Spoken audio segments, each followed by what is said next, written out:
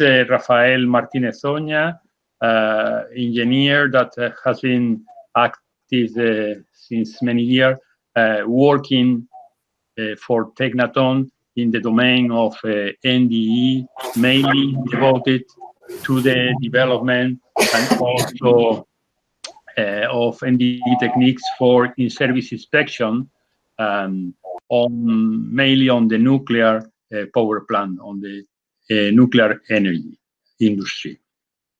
And the point of today, well, after the very good introduction of Professor and Dr. Peter Trampus, is something related with the subject of the summer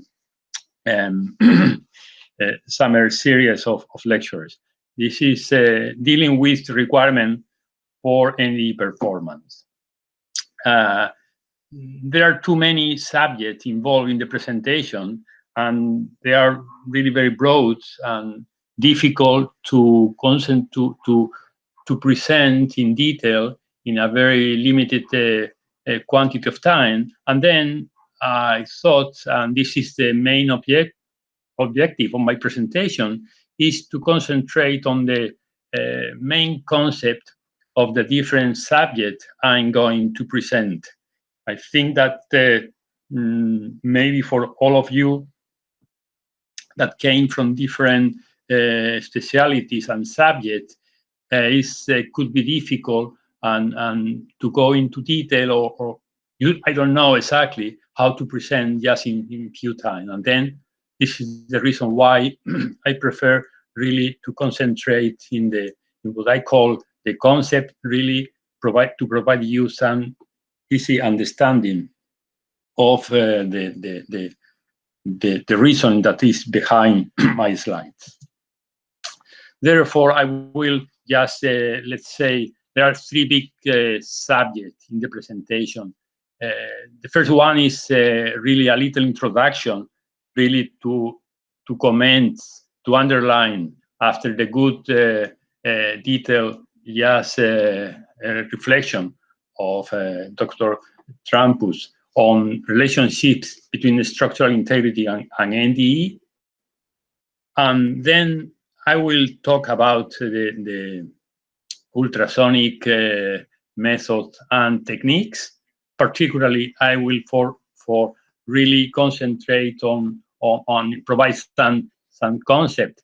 I will talk a little bit about, let's say, what I call conventional ultrasonic testing, and then I will pass to the phase array ultrasonic testing, including also all the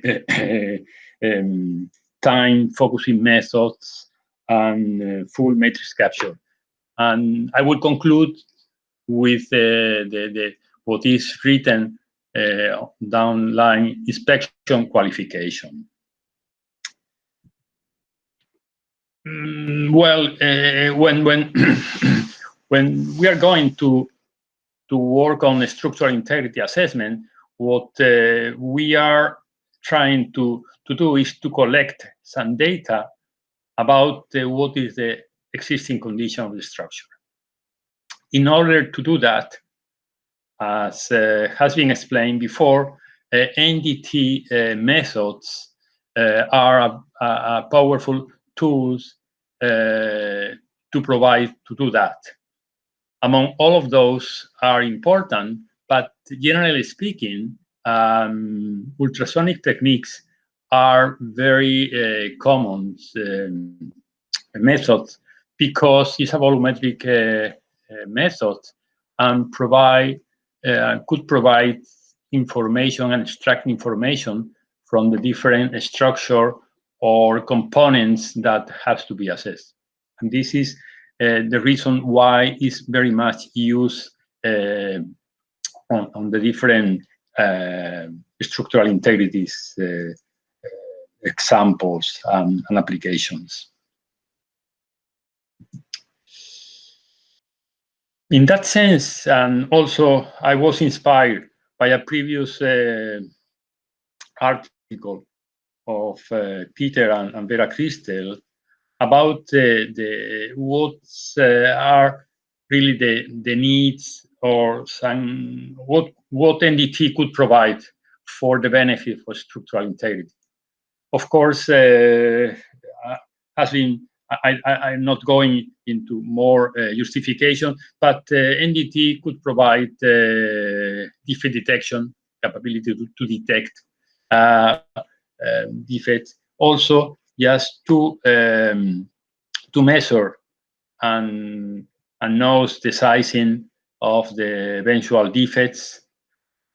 They are able also to provide information about their characterization. When we are talking about characterization, it's not so clear for some means just to measure their length and so far, and for others is to speak according to the standard if we are having volumetric discontinuity or planar discontinuity. And finally, also NDE methods are able to locate, to place, to say where the defect is within the structure, is on which the coordinates, or where is on the upper surface, lower surface, embedded, and so far. On the other hand, once structural integrity really develop models, could be an input to emphasize what is important for them, and then how this impact on the NDE technique. For instance, structural integrity is able really to define the scope and say the inspection volume, where and what is important to be inspected. Is just the well, the heat affected zone, is the central part of the structure, is the back wall surface, what is important to be studied, etc. They also will tell NDE the type of defects they are looking for. They are planar defects, volumetric defects, is something that is within the wells.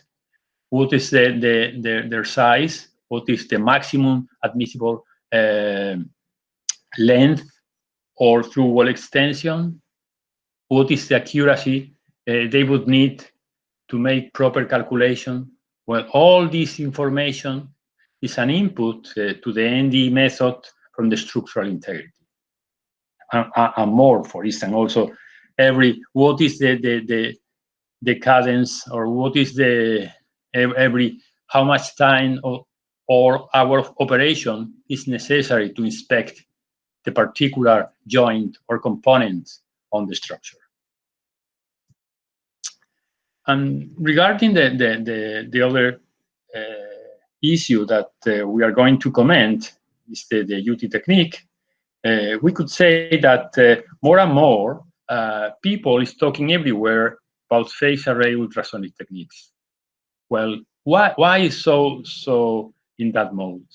Well, on the other hand, and very intuitively, is that because the phase array UT provide a number of capabilities that really provides more capabilities, like steering and focus the probe beams in a manner that could obtain more information from the volume inspected, and in that manner, just to do more for less. With one inspection, is able to extract more information within the inspected volume. On the other hand, we have not to forget that to do that, the equipment are more complex, more expensive, and on the other hand, also the operation and the proper analysis require more study and more training. But this is why I emphasize again that from outside, what is important at the end of the day is to understand what is more important in the technique, in that case, really to make a proper assessment of what we need from them. The third issue I mentioned that is important is that in order to really have, let's say, a reliable system, nowadays is what we define as qualification of inspection, in the sense that something that has been studied since many years ago by the European Network for Inspection Qualification Group, designing and developing a methodology that, in few words, what the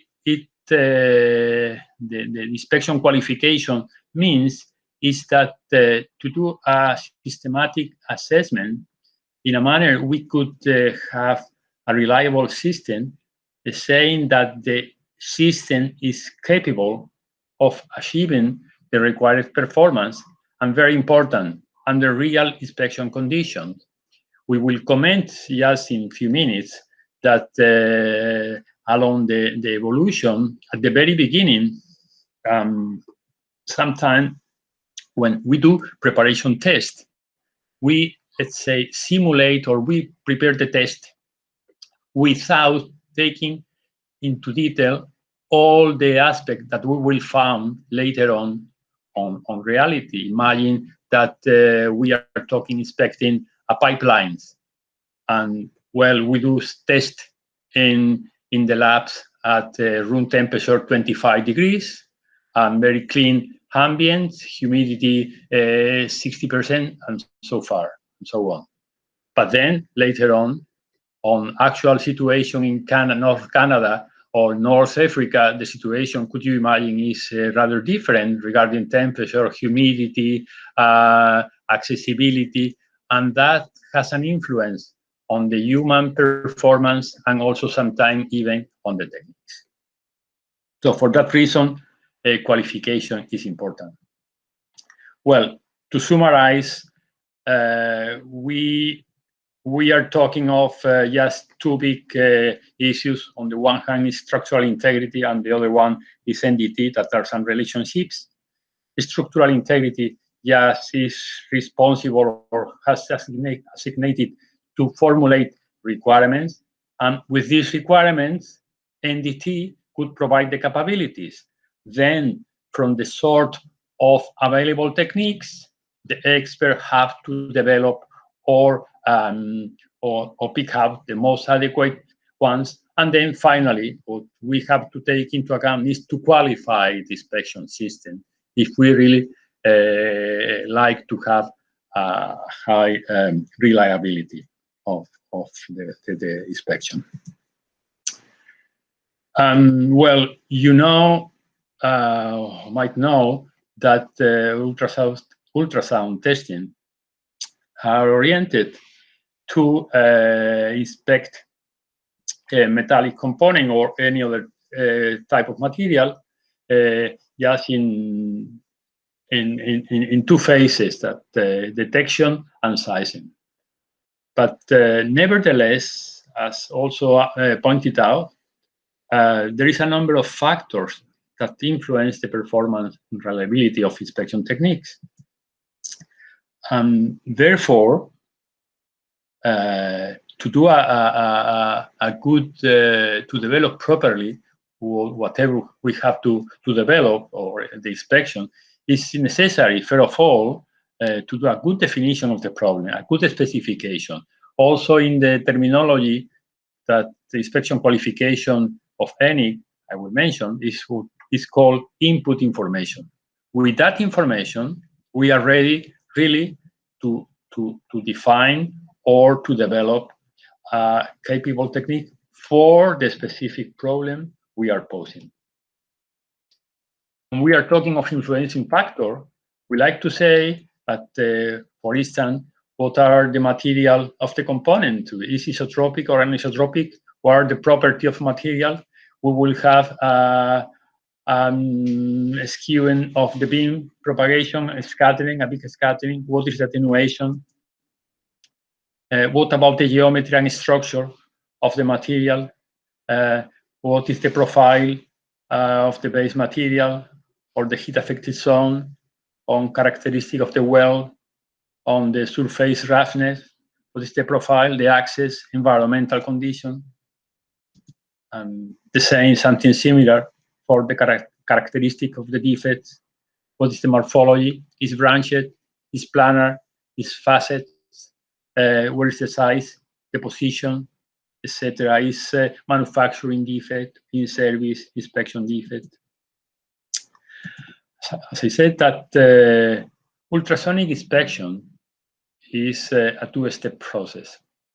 Normally, there is a first phase that we call detection, that mainly it intends to look for the presence or absence of defect. These techniques should be reliable and easy to implement, as sometimes we have the scope of inspection is very big. This is formulated this type of characteristic, a reliable and easy to implement techniques.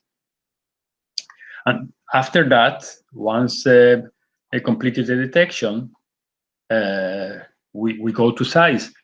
I have to say that this is a conceptual approach. Sometimes, due to the characteristic of accessibility, those phases could merge in only one. But I mean, from the work point of view, there is something always the same approach. First of all, we have a very fast and screening phase to detect, and then the techniques just pay emphasis and detail on the sizing one. When we are talking of sizing, and particularly in general and for structural integrity, the two characteristics we try to measure and determine are the length and the through wall extension. And basically, ultrasonic testing, at the time of detection, we work by comparison. Let's say we have a reference material in our labs, and then we make some checking over there. Sometimes people say it's also calibration or reference order. They get some information from there, and from that we go to the field, to the industry, make measure and compare this between quotation, let's say, to understand what is behind that. Traditionally, just most of the detection techniques are based on reflection. Reflection means that we could use, let's say, very robust technique that allows to make a screen so easily and few time, small time. But imagine that when we are talking of in-service inspection, we are talking of discontinuities, and in some cases, imagine we are talking of planar. And then, if we are talking of planar defects, that means that in order to have reflection, the maximum amplitude is when we have a perpendicular incidence to the planar plane. And that means that reflectivity and response in amplitude is a function of the angle between the central beam line and the discontinuity plane.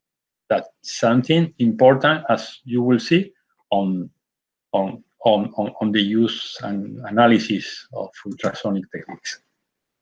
Again, this is only just to remind you what is the length and what is the through wall extension.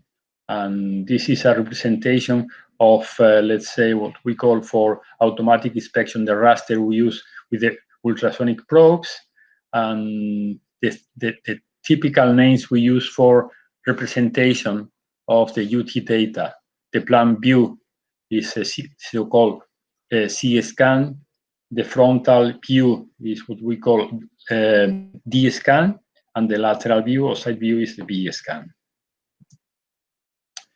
And there are basically we have two approaches for sizing. One are techniques based on amplitude of the signal, is the so-called decibel drop techniques, and on the other hand, those techniques based on diffraction signal from the defect. And this has two possibilities: the backward scattering, when the energy came back to the transducer, or forward scattering, when the one probe send the energy to another one. And for decibel drop techniques, the purpose is to look for the maximum amplitude, that this is position 2, and then move the transducer back and forth just to the edges of the discontinuity in order really to have some, let's say, some measurement about some idea, some estimation about the length. Of course, these techniques has some drawback, as we also indirectly commented before, because it depends very much the response of the angle between the ultrasonic beam and the discontinuity plane. And this is a sketch of the backward scattering, where the same transducer they act as emitter and receiver, and then we intend to go to the edges of the discontinuity, looking for the diffraction and measure the time of flight, and of one edge, the upper edge, lower edge, and then we could have some a formula like that just to make an estimation on that. If we are talking of forward scattering, then we have this configuration in which one probe acts as emitter and the other as a receiver with a fixed distance. We have several energy waves running over there. One is the lateral wave, and the other one is called maximum longitudinal waves that pick up all the diffraction that appear on the edges of the discontinuity. Again, we have a formula that provides us the location and sizing of the defect. It's obvious, as I mentioned before, that there are some advantages on the deep diffraction. The amplitude-based technique has limitation due to the roughness and orientation of the defects. We call the tilt and skew of the defect. On the other hand, diffracted waves that propagate over the whole semi-space, just reach all the points, and mainly there is no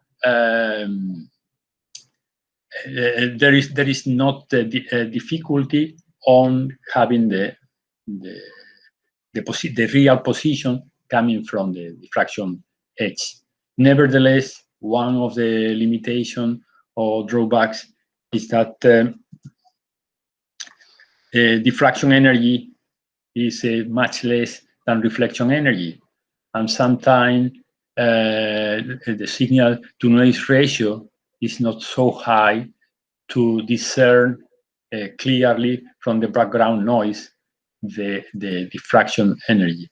This is really an issue, particularly when the structure of the material is very, let's say, noisy, and when also the distances or the diffraction echoes can be masked by other geometrical echoes. This is an example, just only to show you in reality that the case of one defect, a planar defect made on nozzle to shell well mock-up with realistic defect, that this is the planar view, sorry, the plan view This is the side view where you see the two diffraction, upper diffraction and lower diffraction, and then how the equipment just measuring, doing some calculation, we could obtain and measure the characteristic of the defect. In summary, that's to say that conventional UT is a mature discipline, that in general, say that conventional UT provides satisfactory result to cover the performance requirements. Normally, what is desirable, the UT technique is designed in accordance to the requirements. So it's always is what is the problem, and then what is the technique more adequate.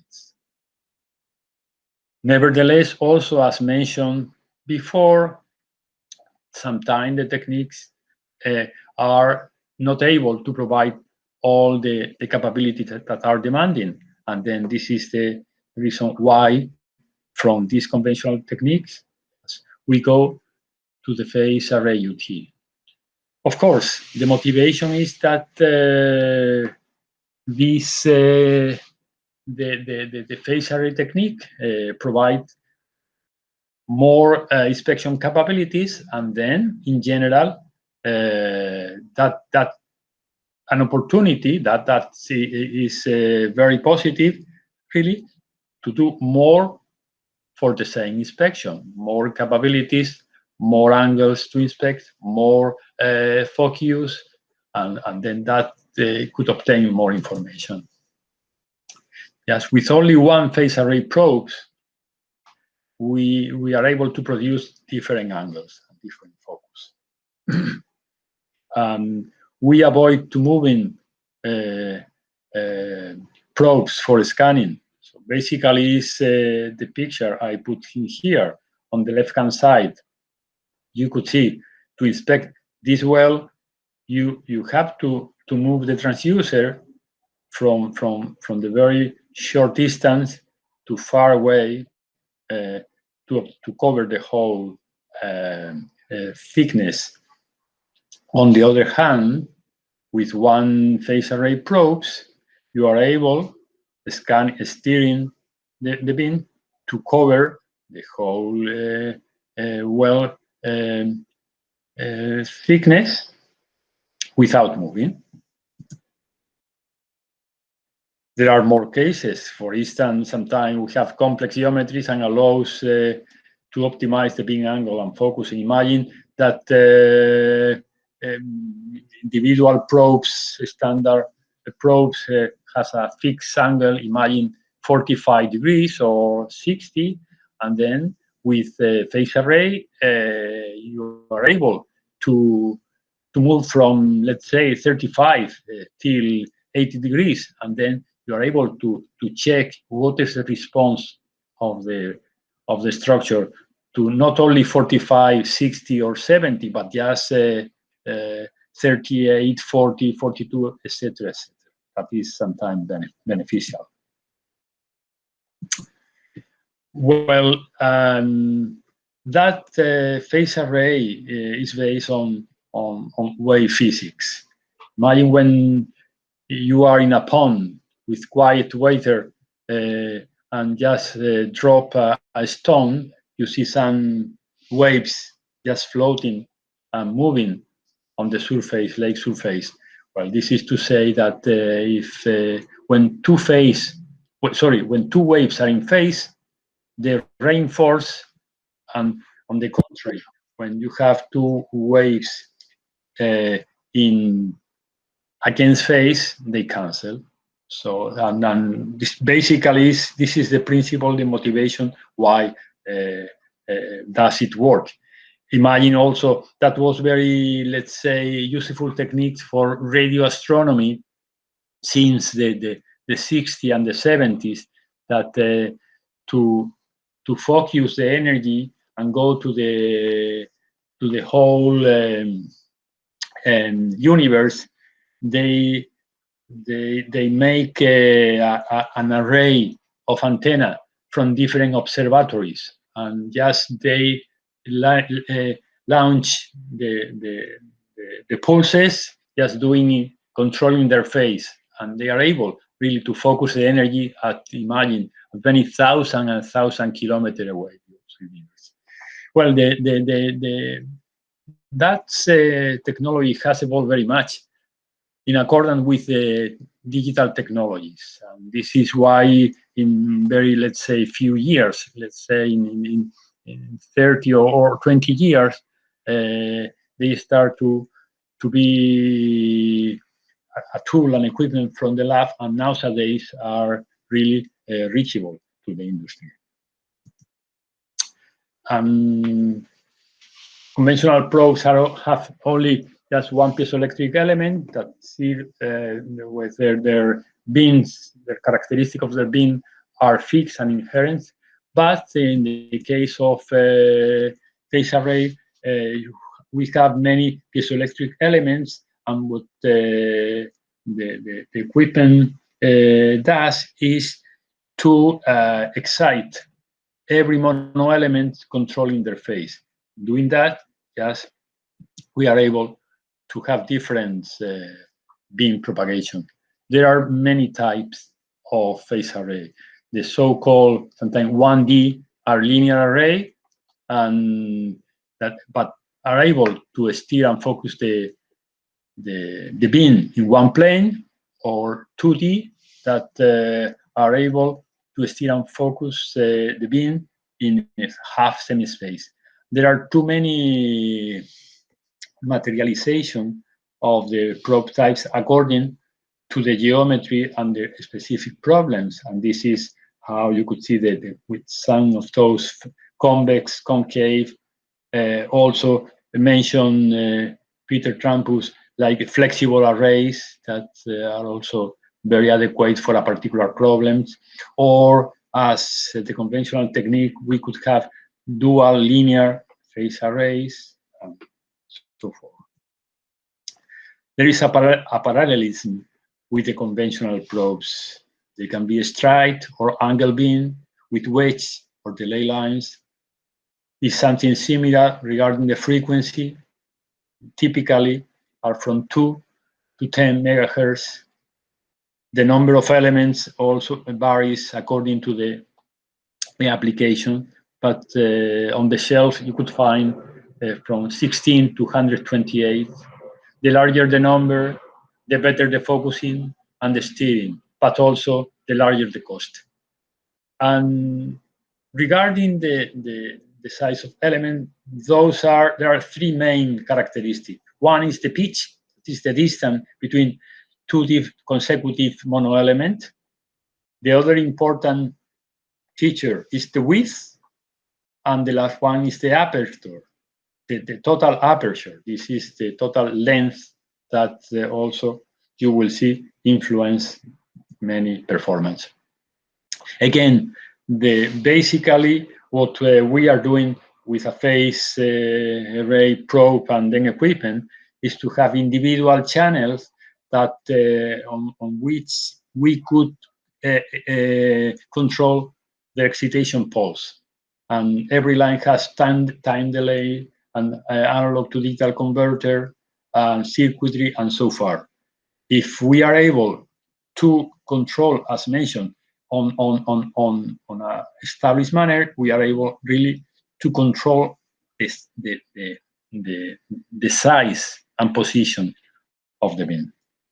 Something similar, but the contrary, is what happened with reception step. So we have individual, every mono element receive the pulse, and then make the conversion from the analog to digital. There is a summation, etc., and then obtain the total signal. In the phase arrays equipment, it's important what are named focal loads. Then the user has to specify which type of beam he's looking for or wants or needs. It's something typically, if we are talking of steering, imagine we have a normal steer 0 degrees, but then should say, okay, I need just a steer of 5 from 0 degrees to plus 10 degrees, and plus minus 10 degrees. And then have to write, there is a specific program just to do that, to introduce all this information, and the equipment automatically just compute all these characteristics. This is the focal law calculator. Well, here, this is really to point out that to steer the beam, there is a maximum angle. There is nothing. There is some limitation, and they depend on top of the velocity of the material, also the width of the elements and the frequency of the test. This is inversely proportional. So the smaller the width, the greater the steering angle, and something similar with the frequency. For the beam focusing, the idea is the same. Is the focusing is all the time concentrate to the so-called near field distance. On the right-hand side is represented a conventional techniques, the probe beam, and then on the left-hand side there are the different possibilities that the phase arrays automatic focusing is able to do. How is calculating, or well, just stating the delays we need. Yes, they will produce one focusing, and the near field length is determined by this formula, and again is directly proportional to the aperture and the frequency. So the greater the aperture, the greater the focusing range. But sometimes is at the end of the day, this is what is important. Also, is why the phase array provides one of the sample presented by Peter Trampus. Why that produce more accurate sizing in some connection, bracket connection presented at the end of the presentation? Well, because the phase array has tremendous capability for focusing, and then focusing the energy produce a detailed diffraction at the exact position. And then this is possible when you are able to focalize in a continuous manner, as is the case with phase arrays. They have the possibility, so at least. So if we see the follows the beam characteristic, you could see that there is a direct relationship between the frequency of the test with the resolution. More frequency, more resolution, but more attenuation and more grating lobes. But there is also a trade-off, something similar with the element size or the number of elements. So the more number of elements, better focusing, but then also more complexity in the equipment and more cost. This is an example that for the side and grating lobe. So if when we have a small pitch, like in the left-hand side, there is no grating lobe. If the pitch is bigger, larger, we have the presence of pitch.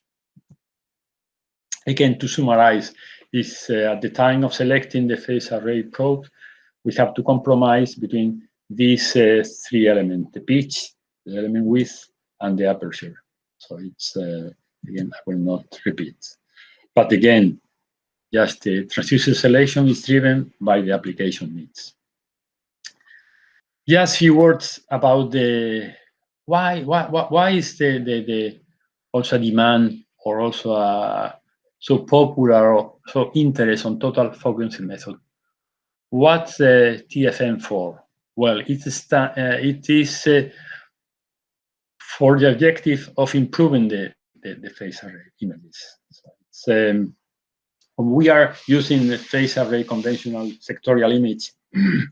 It's a number of set of A-scan frames that is I'm representing that we have a number of angles that the beam probe is steering. And the algorithm, what is doing is summing the different frames and then produce the total summation and some image. This has a limitation, that is, there is no specific additional focusing. In order to overcome that, we have to go to total focus message.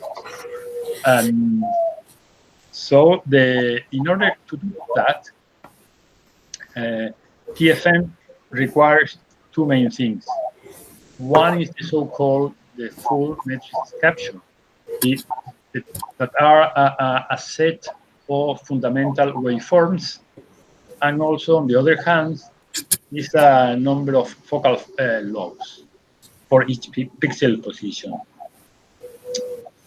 The full matrix capture. Rafael, excuse me. Yes. Please try to complete in a few minutes. Okay. Very good. You're welcome. And so I think you could.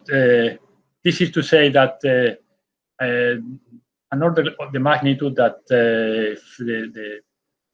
for the time of phase array scan the images, this is also self-explanatory, and I will go to this is an example, and here the advantages and limitation.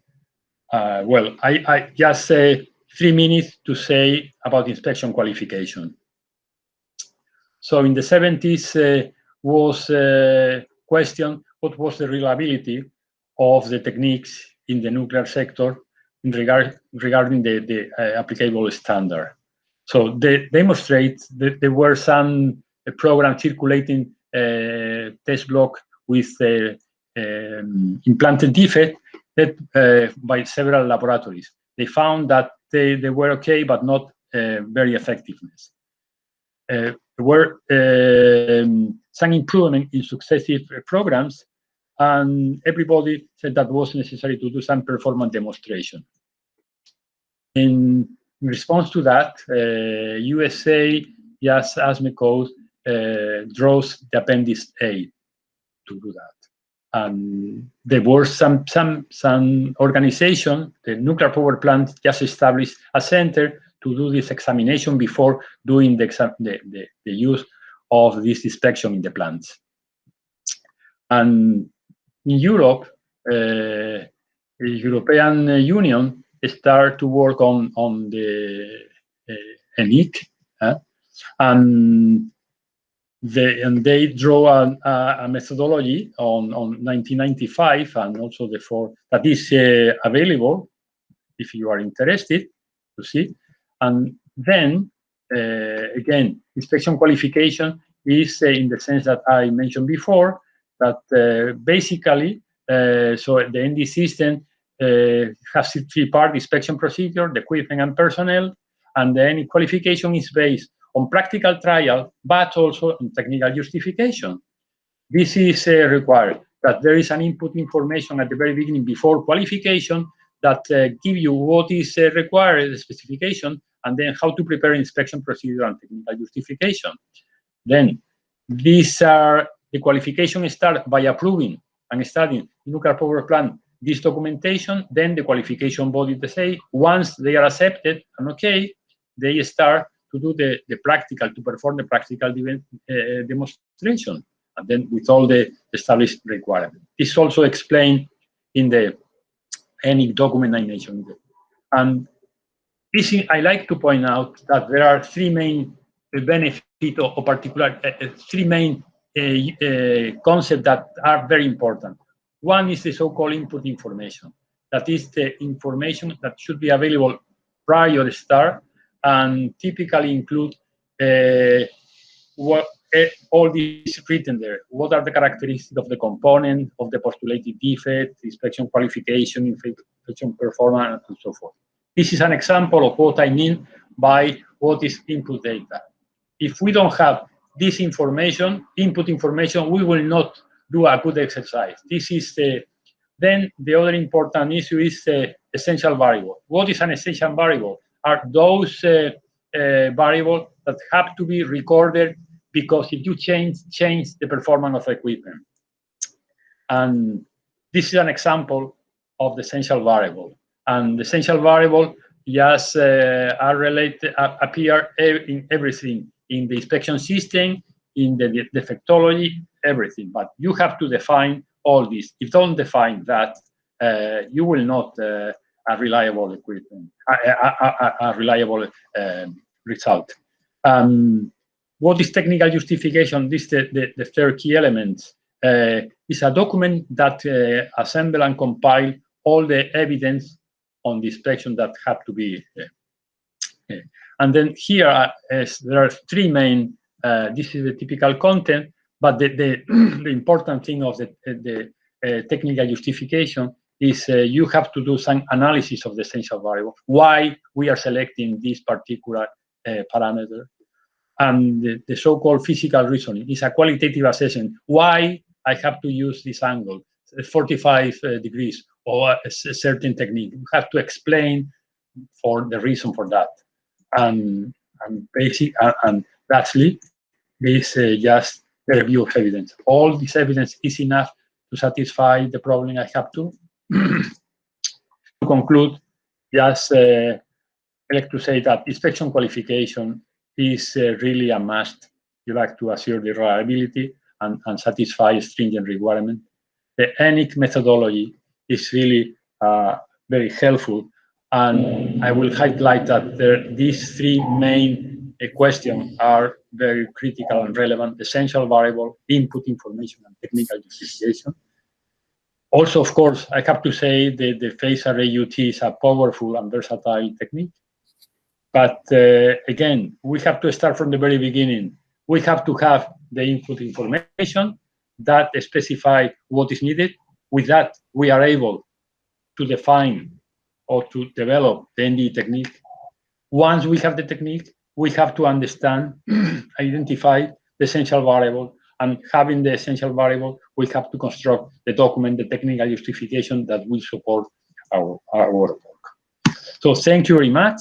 And if you have something, I could clarify for you.